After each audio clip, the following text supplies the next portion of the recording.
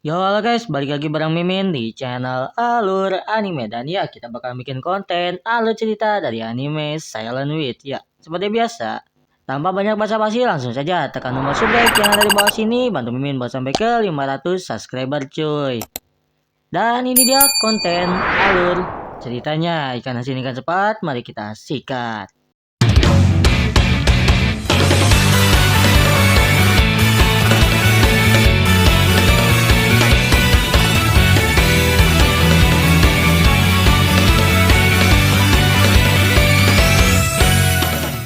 Diawali selama Monica pergi dan Lin yang ditinggal sendiri. Selalu berdatangan surat dari orang yang tidak dikenal dan disimpan di sela-sela pintu. Saat dibaca ternyata surat itu berasal dari Lana yang mengkhawatirkan Monica.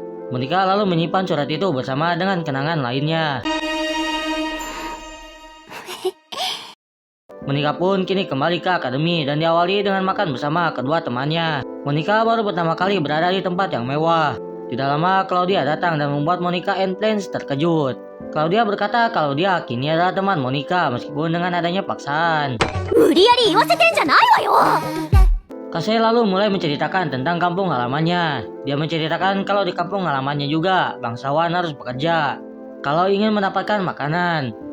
Kasei lalu mulai bertanya tentang festival yang akan diadakan.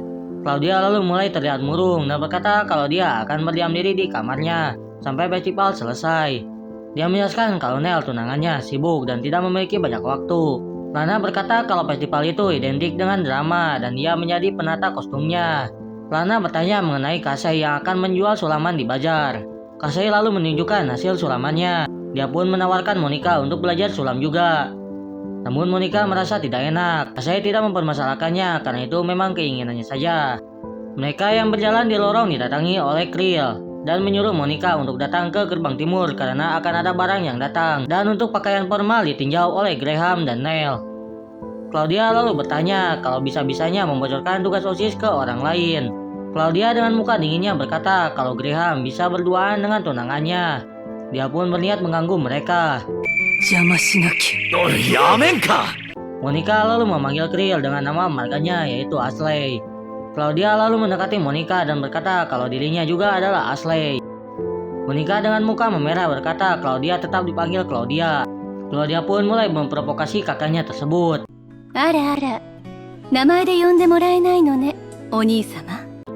Anjir, arah-arahnya mantap kali cok. Monica dengan gugup berkata kalau dia menyanjung Krill. Claudia terus menggoda kakaknya tersebut hingga Krill dengan malu-malu berkata kalau dia boleh memanggil nama depannya.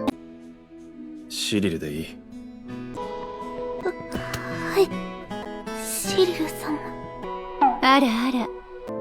Sementara Nero si kucing hidung sedang berburu makanannya. Dia pun merasakan sebuah daya sihir dari gudang yang di sana ada Felix dan Elliot. Nero merasakan ada yang tidak beres. Sementara Krill sedang bersama dengan Monica dan sedang membicarakan perias panggung yang akan datang. Namun yang datang malah Kasei.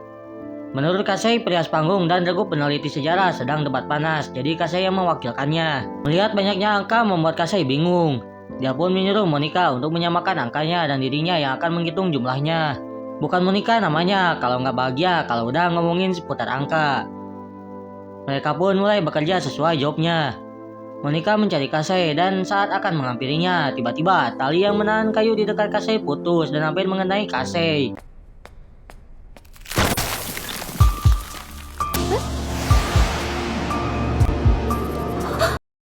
Untungnya Monica langsung menggunakan sihirnya.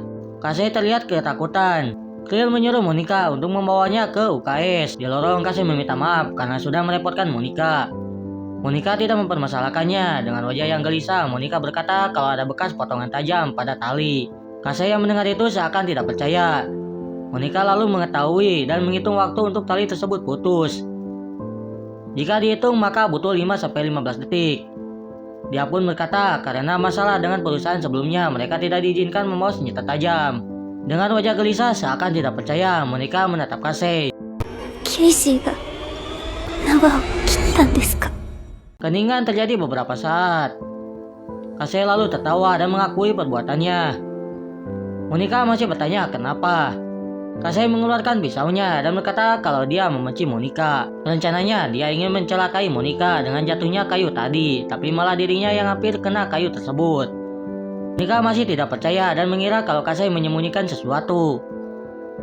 Kasei dengan wajah serius berkata kalau dia tidak menyembunyikan apapun. Dan sejak mereka bertemu pun Kasei sudah membencinya. Dia pun membicarakan soal daun teh yang dibuang.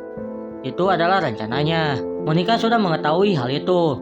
Monika pun berkata kalau di sekolah lamanya barangnya sering disembunyikan oleh orang lain. Maka dari itu dia tidak pernah memberikan nama pada barang-barangnya. Dan saat itu dia hanya melipat kertas dan yang melihat itu adalah Kasei. Kasei terkejut dan tak percaya kalau dia sudah ketahuan sedari awal. Tidak lama Nero yang berubah ke mode manusianya masuk lewat jendela dengan pakaian akademi. Nero dengan panik berkata kalau dia merasakan adanya gelombang sihir yang aneh di gudang. Monika lalu mulai merasakan sihir tersebut yang merupakan sihir api. この渦を巻くような魔力の流れは楕円。 Monika lalu berkata kalau itu adalah sihir spiral. Kasei yang panik bertanya mengapa dia tahu tentang api spiral.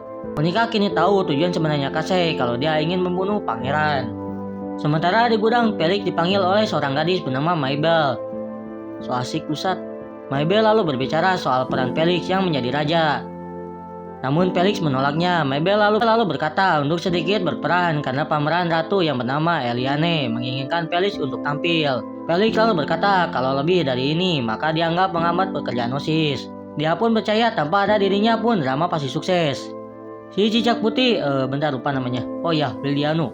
Dia bertanya kalau Eliane adalah kandidat tunangan pangeran, apa tidak masalah. Felix tidak mempermasalahkannya dan dia akan mengurusnya. Dia pun berkata mengenai tunangannya yang sudah disiapkan oleh Duke Clockwork.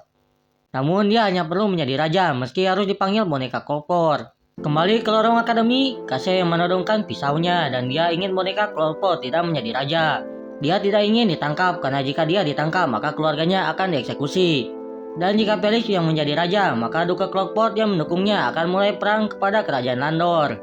Kasei mulai merasa kesal karena saat kejadian naga, yang menghancurkan tanah dan keluarganya, satu-satunya yang membantu adalah Landor. Sedangkan negara mereka tidak pernah membantu.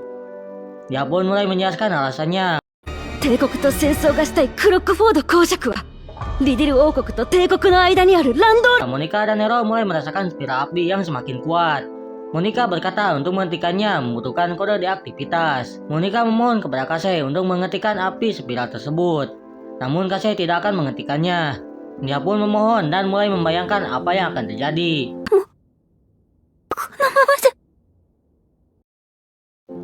Monika lalu mulai berpikir tentang tugasnya sebagai anggota OSIS dan sebagai 7 penyihir agung. Monika berkata kepada Nero kalau dia akan menyerang akademi.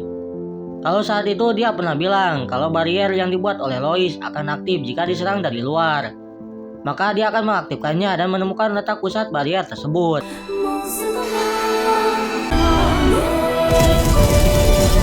Setelah serangan itu, Nero mengetahui kalau itu terletak di tengah taman lama. Kasei masih belum sadar siapa Monika dan mencoba menyerangnya. Namun untung saja berhasil ditahan oleh Nero. Kasei berkata kalau api spiral tersebut akan segera meledak dan Monika tidak akan sempat menghentikannya. Monika yakin kalau dia akan menghentikannya. Sambil bergegas menuju lokasi, Kasei yang ikut dibawa oleh Nero melihat wajah Monika yang ia kenali. Flashback pun terjadi. Kasei yang berada di pemakaman mulai bercerita mengenai 3 kakaknya. Yang pertama mati karena dijatuhkan dari ketinggian oleh Pet Dragon.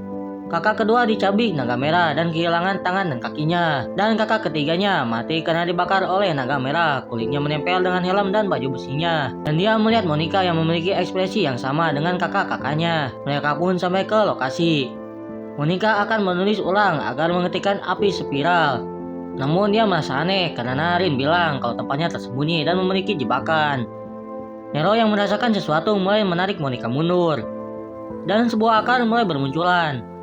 Nero berkata seburuk apa rekan Monika hingga barier tersebut memiliki nafsu membunuh yang kuat. Monika berkata kalau yang membuat pelindung mungkin bukan hanya Lois.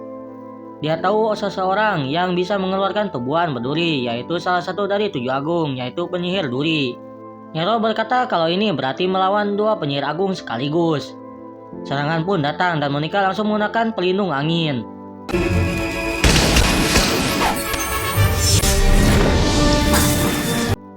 Kasei terkejut karena Monica bisa menggunakan sihir, sedangkan Nero hanya bisa tersenyum dan meyakinkan Monica.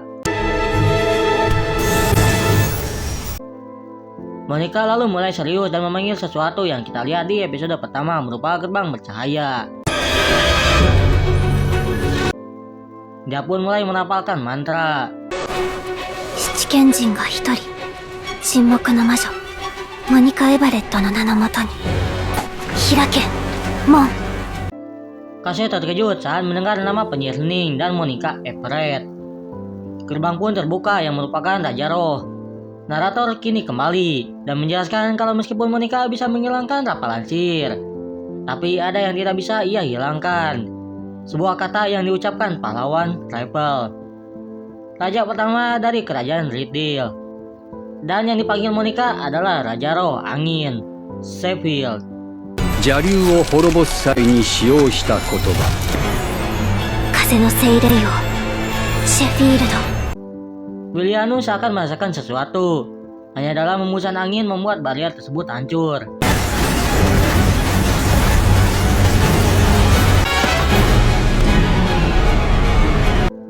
Kasei masih tidak percaya.